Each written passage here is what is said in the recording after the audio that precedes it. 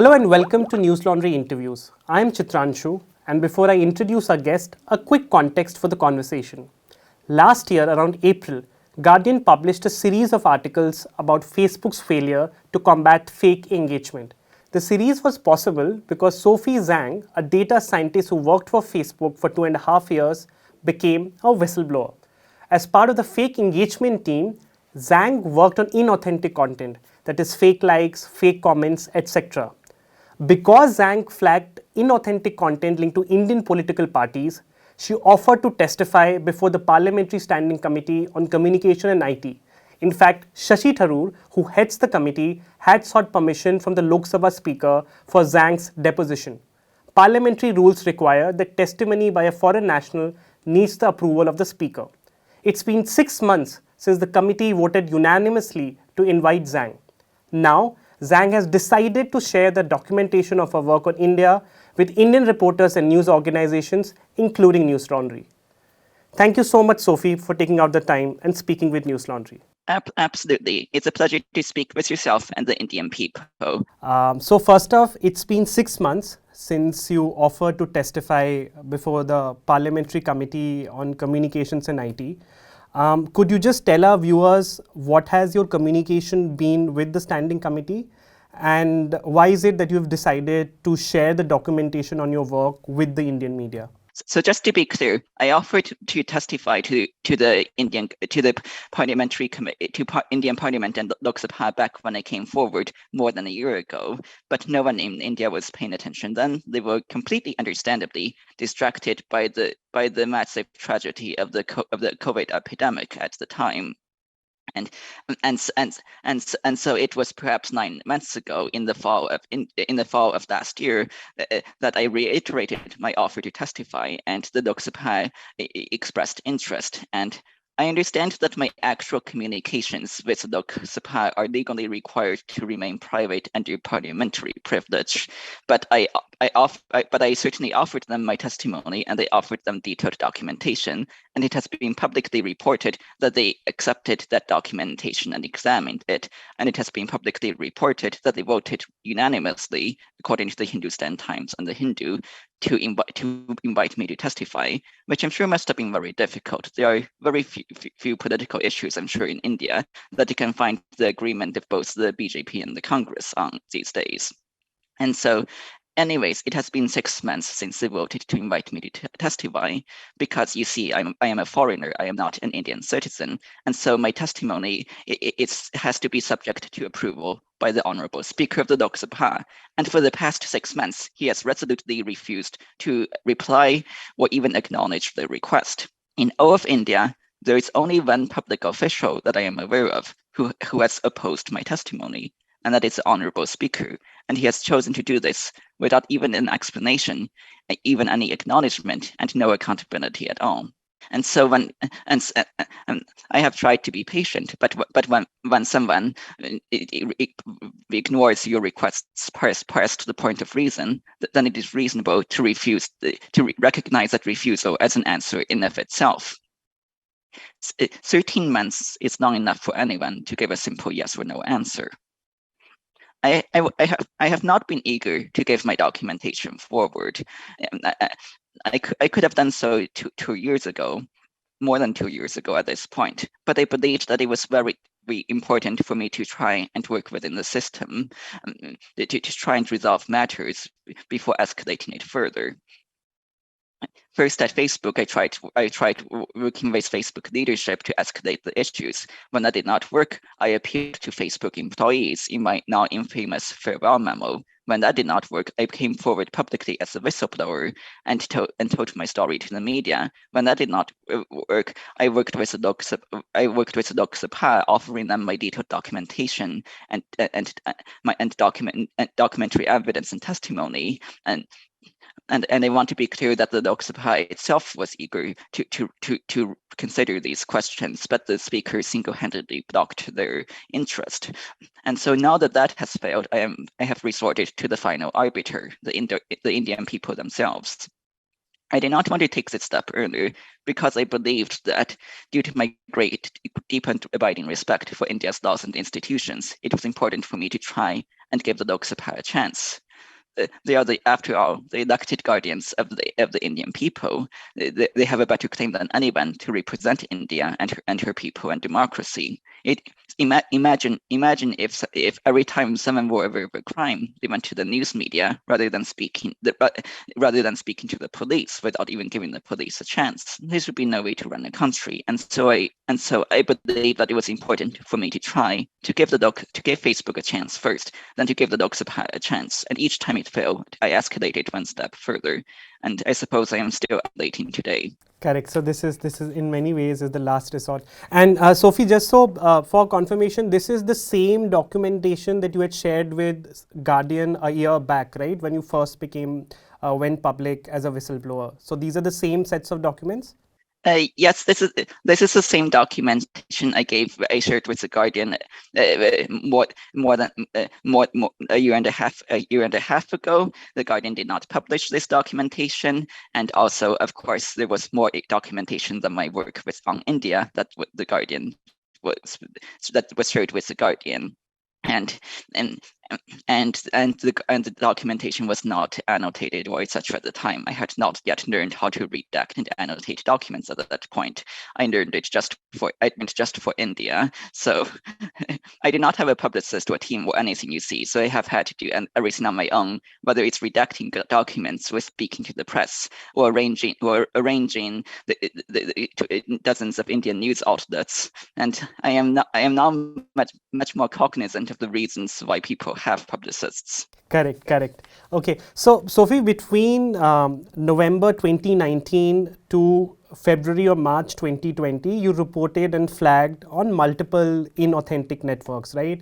And some of these were pro-BJP, some of these were pro-AAP, some pro-Congress. Could you tell us what exactly was the nature of fake engagement in these networks or these inauthentic accounts? Absolutely. So what I found were 5 different networks of fake accounts. These appeared to be run manually rather than by computer scripts.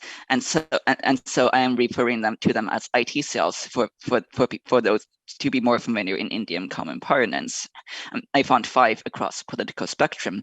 2 were supporting the Congress, 2 were supporting the BJP, and 1 supporting the AAP. So these were all across the political spectrum. And they also came across at the several month period when I initially raised them in November and the start of December of 2019. I had only found 3, 2 supporting the Congress and 1 supporting the BJP. Over the course of the next several months, I discovered 2 more, 1 supporting the BJP in Kaushambi, the one personally linked to the member of Congress. Member of Parliament. Congress means something different in India, I forgot. and one that was supporting the AAP in Delhi. And so to give an illustrative example of what these were doing, I'm going to describe in detail the pro-AAP network in Delhi, which was perhaps the most complicated and sophisticated one with clear effort behind it. And so this was a network of perhaps 500 to 1,000 fake accounts. I am imprecise about the number because we took the fake accounts down and then they came back with more fake accounts. So the total number taken down was a bit over 1,000, but they were never more than 500 at a single time. And so these were active prior to the Delhi elections. Delhi, of course, had state assembly elections on, I believe, February 8th of 2020, in which the AAP defeated the BJP. And so these fake accounts were supporting the AAP in the lead up to that election. They began work on January 16th of 2020. As far as I could tell, I discovered them on January 19th of 2020. And I want to be clear to pause here for a moment and be clear. I'm saying that these were supporting the AAP. I don't say that they were run by the AAP because in most cases, we do not know who is actually behind them. We only know who is benefiting. So what it was doing was very unusual and surprising to myself at the time, but it made sense as soon as I saw it. And because what it was doing was, it was trying to convince people who supported the BJP to vote for the app, and it was doing so by having fake accounts pretend to be BJP supporters in the first place. That is, they were hundreds of fake accounts that were portraying themselves as BJP supporters who were voluntarily choosing to vote for the app in the Delhi elections because they believed it was compatible with their BJP political principles and ideals. I'm going to paraphrase a quote now. This is from memory, it's not an exact quote, but for instance, someone might say, I voted for Narendra Modi to clean up corruption in India. Now I'm voting for Arvind Kejriwal to clean up corruption in Delhi. And so it was this sort of argument repeated over and over again in the political pages, discussion forums, especially those supporting the BJP in Delhi in the lead up to the elections. And this was very clever because most Indians, most people are more reluctant to listen to those who are opposed to their views. If you're a strong partisan of Rahul Gandhi, you will be reluctant and skeptical to listen to what someone who supports Modi might say, and vice versa. But the nature of fake accounts is that you can pretend to be whoever you want to be because your account is fake to begin with. And so it makes perfect sense that if you are seeking to convince BJP voters, the easiest way to do it is to have your fake accounts pretend to be BJP voters in the first place. And so these accounts were very active in trying to persuade people in the lead up to the election. Perhaps they wanted to directly persuade people. Perhaps they wanted to simply create the idea that many BJP voters were choosing to vote app, so that the notion seemed more permissionable to people, because if you normally vote BJP and you choose to vote for someone else, that might feel like a betrayal of your political beliefs, but that's so others are doing the same, and I hope that makes sense. Correct. So basically it was a strategic ploy where inauthentic or fake accounts would pose as BJP voters and say that while they've voted for BJP in the past, in the Delhi Assembly election, they're voting for AAP, and that's something that we heard a lot from the AAP leaders also, so to say. Okay, so of all the networks and accounts that you flagged and reported, Sophie, the account related to Vinod Sonkar, who is a MP with the Bharatiya Janata Party, BJP, from Kaushambi, which is in Uttar Pradesh, there was no action taken against that account and that network.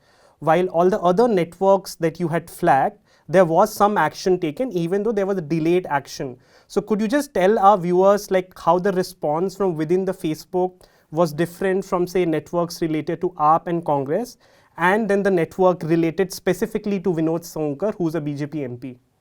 Absolutely. So this was deeply concerning to myself because when I found these networks of fake accounts in India, the response was fast from Facebook. Within a few weeks, a month or so, they agreed this is bad. We should take all of these down. The decision was made. And at the time there were 4 networks. The pro-app one had not started yet, and so they took down 3 of the networks, and they had actually forgotten to take down the 4th, and they reminded them, and they moved to the 4th next day.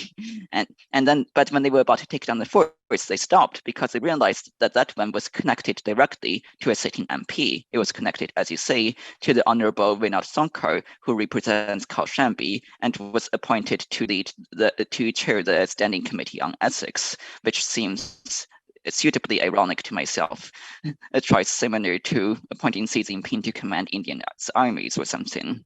And so as soon as that discovery was made, I could not get an answer from anyone.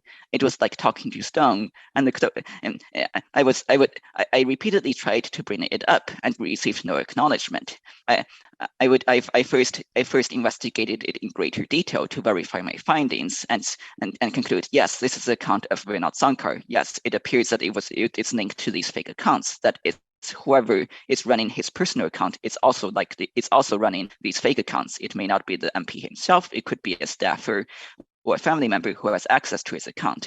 I further verified that his account did not appear to be hacked, and so it was like almost certainly the congressman himself. The parliamentary person himself was someone he had authorized with access to his account. So you had full proof verification that the activity was indeed linked to the BJP MP. Yeah.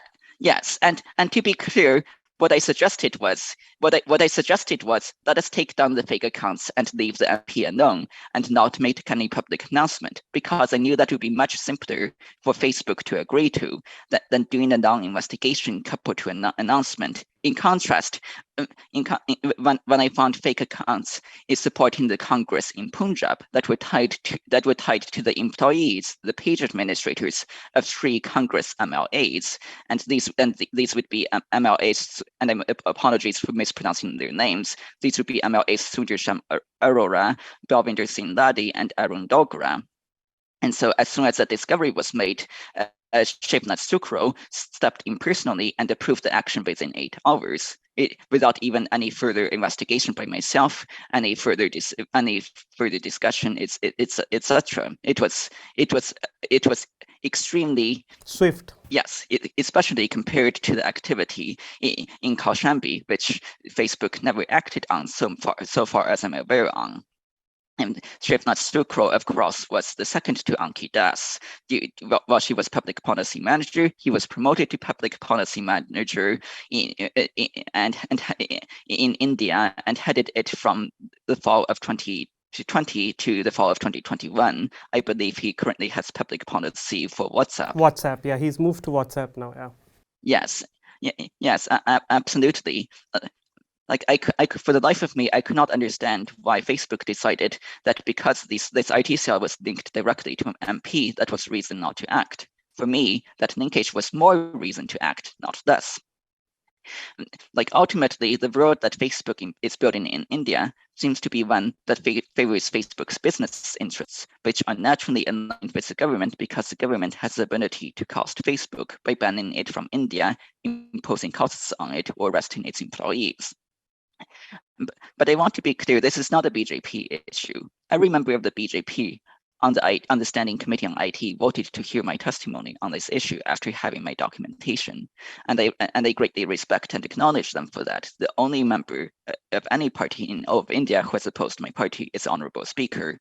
Correct. And so, Sophie, one is that when you were flagging these accounts, say linked to Vinod Sonkar, who is a BJP MP, one is you were directly in touch with your colleagues and with your team in the US office. But just tell us or run us through what was your communication with the Facebook Indian policy team, because Wall Street Journal has reported a lot on how the public policy officials in India also have been complicit in not acting against inauthentic accounts that are linked with political parties, specifically BJP. So what was your own experience with, specifically in case of Vinod Sonkar?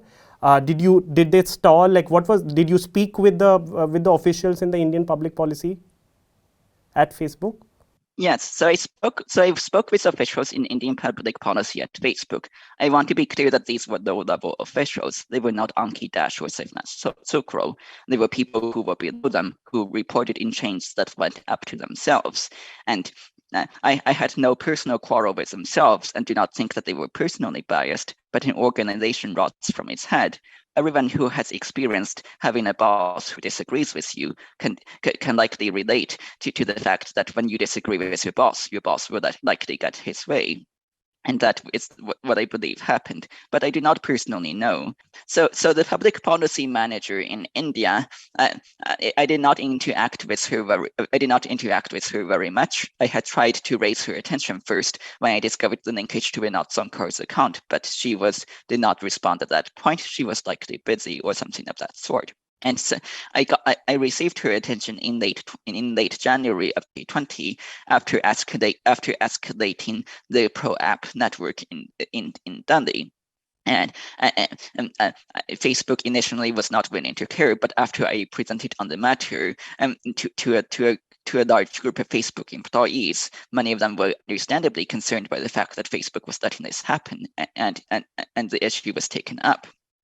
And so in response to this app network in Delhi, this public policy manager remarked to me, and I am paraphrasing from memory, but you can see the quotes for yourself. She remarked to myself that usually the BJP was best at this sort of activity, but the app seemed to be learning from themselves. And this was quite surprising to myself at the time, because I am not an Indian, and I was not as familiar with Indian discourse and activity at the time.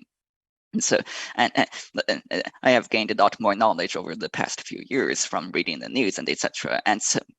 And so I actually found myself in the position of defending the BJP to her, in that I said, I have not personally seen any evidence for this, but it's possible it might also be wrong. But this was a sentiment that I had previously heard from others within Facebook India policy. Again, lower level people, not Anki Das or Shivnath Sukro. Their beliefs were that the BJP was essentially the pioneer with regards to IT cells, and the other parties were following to try and catch up. I mean that it appears to be a popular idea in India. I personally do not have any experience with this idea, because I only worked on it for a brief period in late 2019 and early 2020. And when I mentioned the network connected to Vinod Sankar, she said she would look into it and get back to me, or something of that sort. She never did. I don't know what happened. My personal guess is that she tried asking one of her superiors, and they told her to drop the matter, but I do not actually know.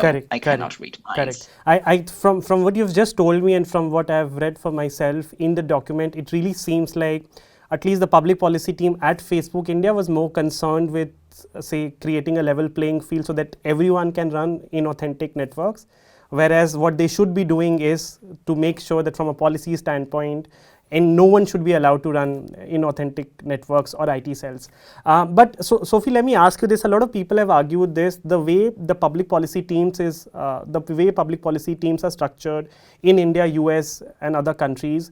They're supposed to be both the arbiters of the policy, wherever they decide whether or not a certain policy should be implemented, and they are also entrusted to sort of maintain relations with the government, with people in the government.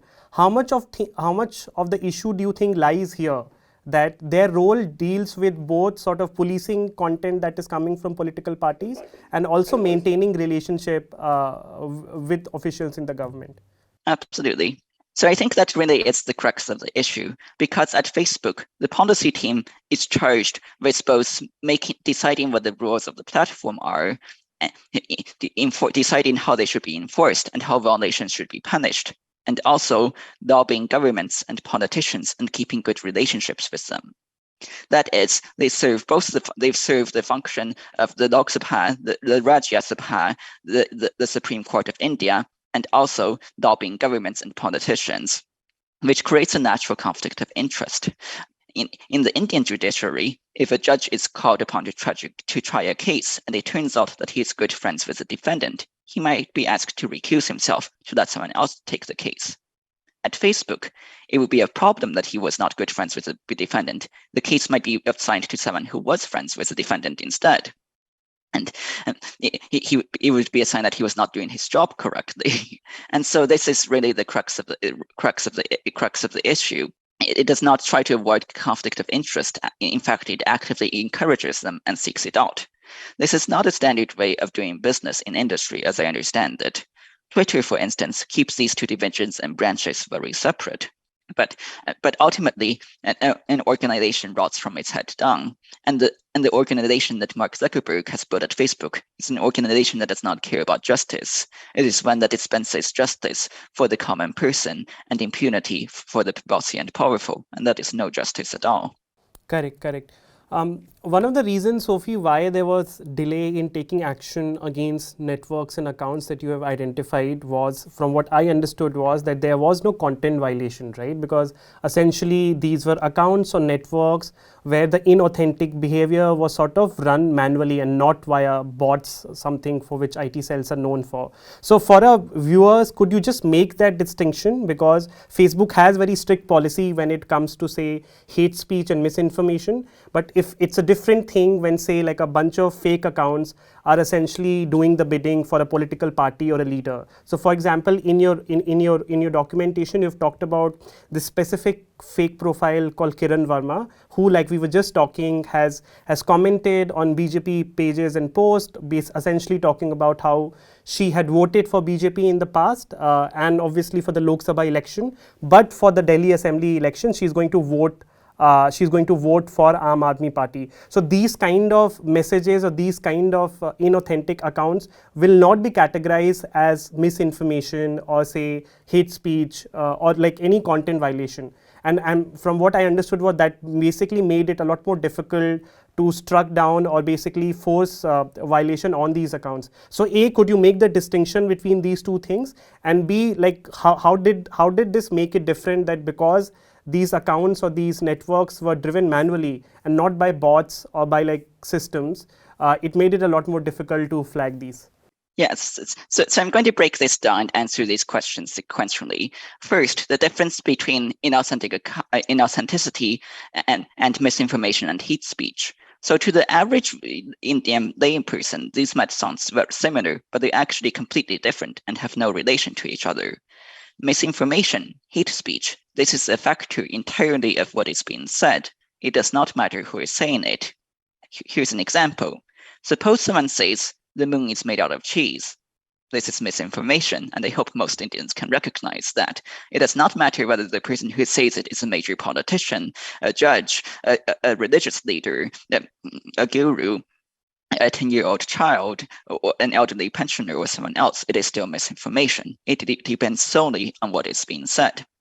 In contrast, inauthenticity is solely a function of who is saying it. It does not matter what is being said, except in so much as context. For instance, suppose I set up 10,000 fake accounts on social media to say Hindus are perfectly good people. There is nothing wrong with this statement. However, I am using fake accounts to say it, and thereby drowning out the voices of the actual people. And so this is not proper. It is a violation of Facebook's rules and terms of service. And Facebook in this scenario should take down all my fake accounts. And if I complain afterwards, Facebook is censoring my pro-Hindu message. This would be a distraction, because this had nothing to do with what the message was. It had everything to do with the means by which I was doing it. To use an analogy, there is nothing wrong with voting for the BJP or the Congress or the AAP or another party. However, if we choose to stuff ballot boxes with fake votes for those parties, then this is terrible, and it should not be allowed, regardless of what party it is for.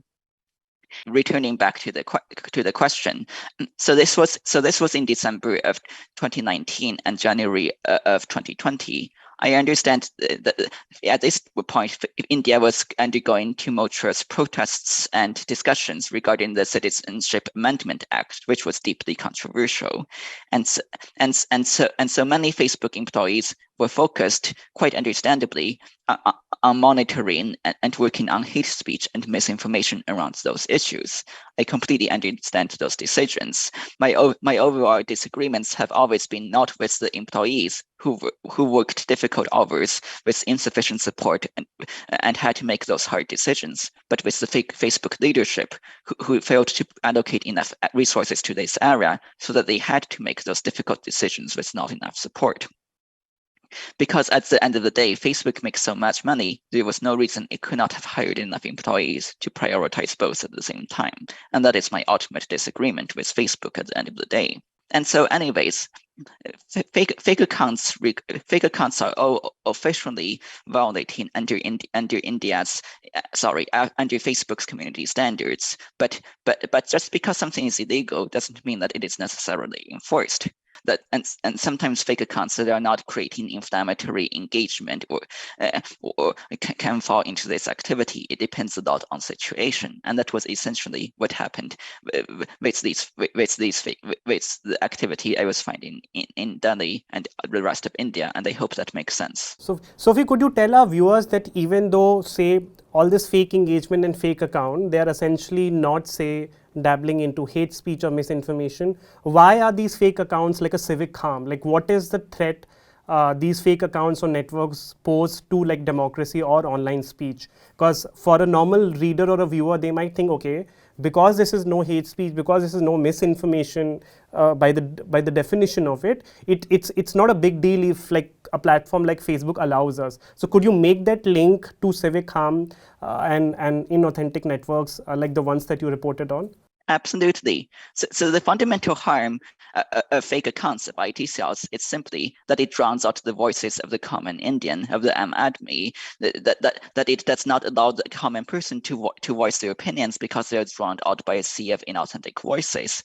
In the same way that stuffing ballot boxes with fake votes, it harms the average Indian, because if 10 million Indians cast votes, but there are 20 million fake votes, their voices will not count. Their voices will not matter, and the fate of the nation will be controlled by a group of shady insiders. And that is precisely the principle when it comes to IT cells and fake accounts.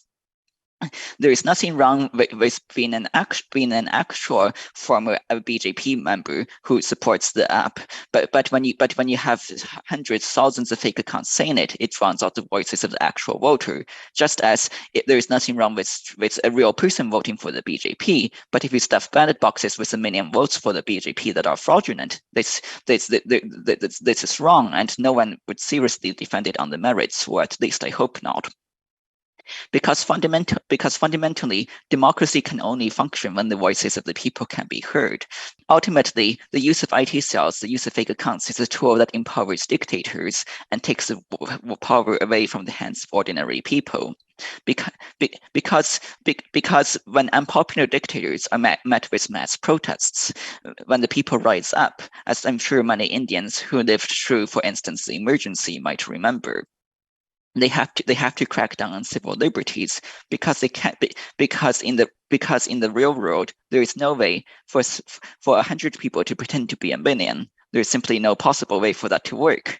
But in the online world, that is very easy. Imagine if the people had tried to rise up during the emergency, only to be met by a group of shady voices that were supporting the government.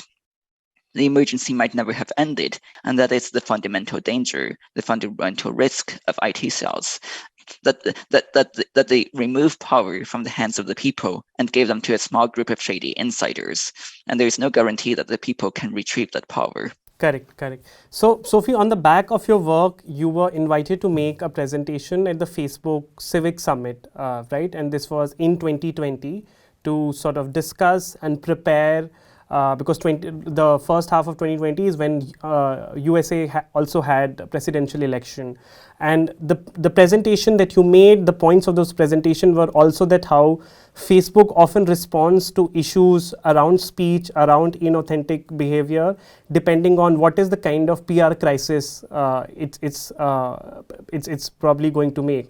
And you've argued how in that aspect, a lot of times how Facebook responds to issues in Global South, and specifically countries like India, it gets deprioritized, because the kind of media interest, the kind of public pressure that will be built in, say, European countries or in America will be a lot more than the civic society pressure in countries like India.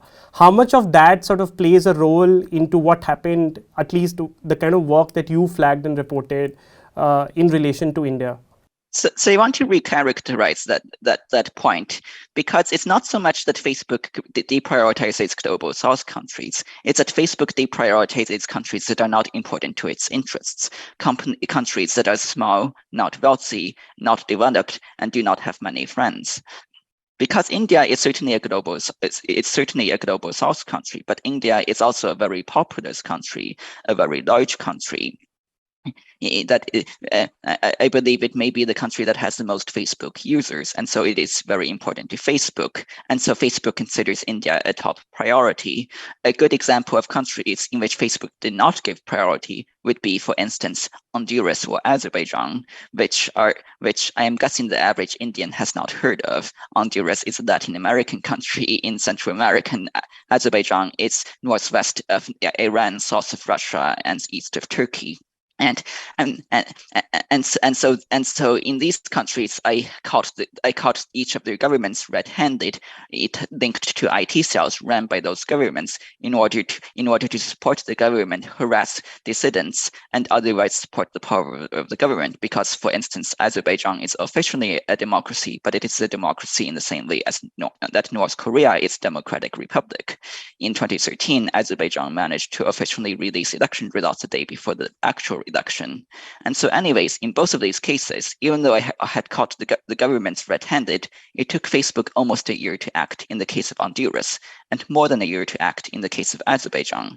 And this is very different from the response I saw in, for instance, India, which is, though it is a global south country, it is also a large, populous, and relatively wealthy country that is fairly influential. And so when I found IT cells in India, Facebook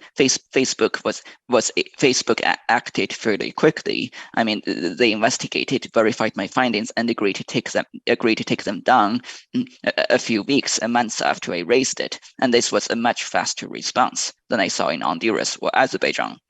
But the flip side of the importance is that because of the perceived importance of these countries, there is more political influence. Political interference, I mean. And I'm going to again use Honduras and Azerbaijan as examples, because in those cases, when I caught the governments of those countries red-handed, I mean, Facebook was slow to act. They did not care to act, but they eventually did act. They took down the fake accounts and they put out press releases in which, after verifying my findings, in which they said, because these governments ran in networks of fake accounts, we took them down. They were linked to the Honduran government. They were linked to the Azeri ruling party, which occupies the same position that the CCP does in the PRC. And so because they were not afraid of angering those governments, in contrast, but when I found the fake accounts in India, I mean, Facebook acted quickly, but as soon as they found a linkage to a sitting MP from the BJP, they refused to act. I think Facebook has these categorization also of at-risk country, and I think India is like the tier 1 country. But like you said, Facebook might be willing to respond swiftly, but given the size of the market and given the number of Facebook users we have in the country, very likely they are not going to take the right action in fear of counteraction by the government. So I guess we get that point. That's all right, because ultimately the priority that Facebook gives isn't the priority to the common person, the Admi. It is the priority to those in positions of power. I think it's important to remember that Facebook is a company. They don't care about justice or Indian society or Indian democracy any more than Union Carbide cared for the poor people of Bhopal. We don't ask, why doesn't Union Carbide, now Dow Chemical, repay Bhopal? We already know why they won't, because they are in it for the money. And we similarly don't act, why doesn't Philip Morris, the tobacco company, why don't they reimburse the Indian government whenever an Indian gets sick with lung cancer? The very idea is almost a bit funny because it's so unexpected. We expect so little of them. But we do have these high expectations of social media companies.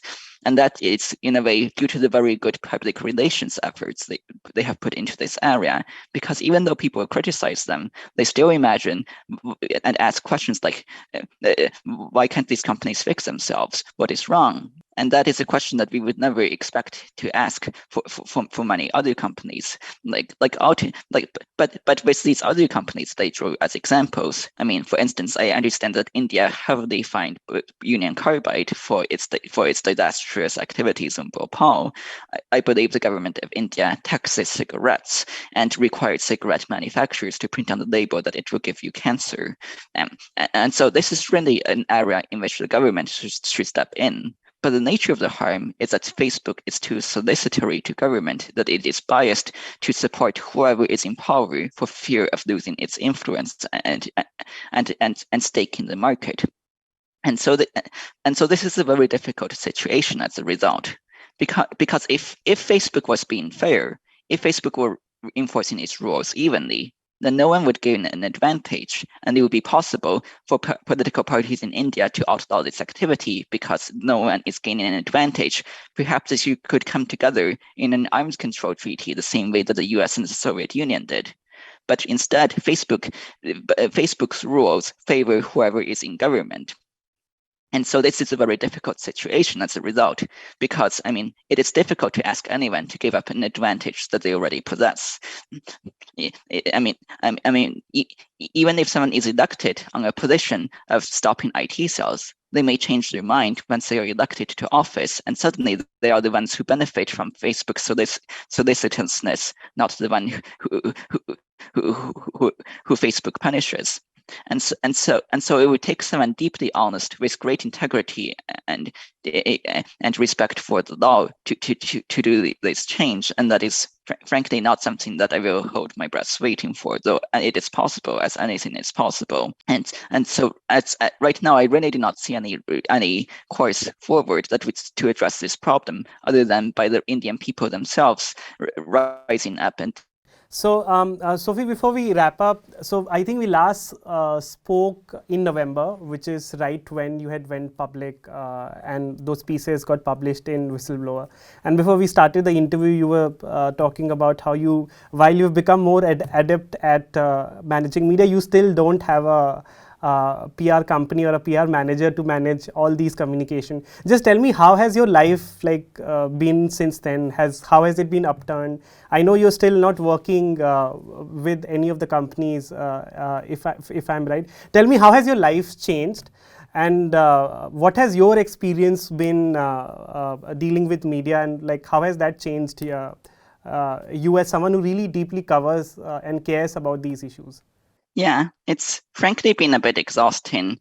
I mean, I've been working with dozens of Indian reporters for this, and I'm sorry to Indian reporters, but it's frankly a bit like herding cats.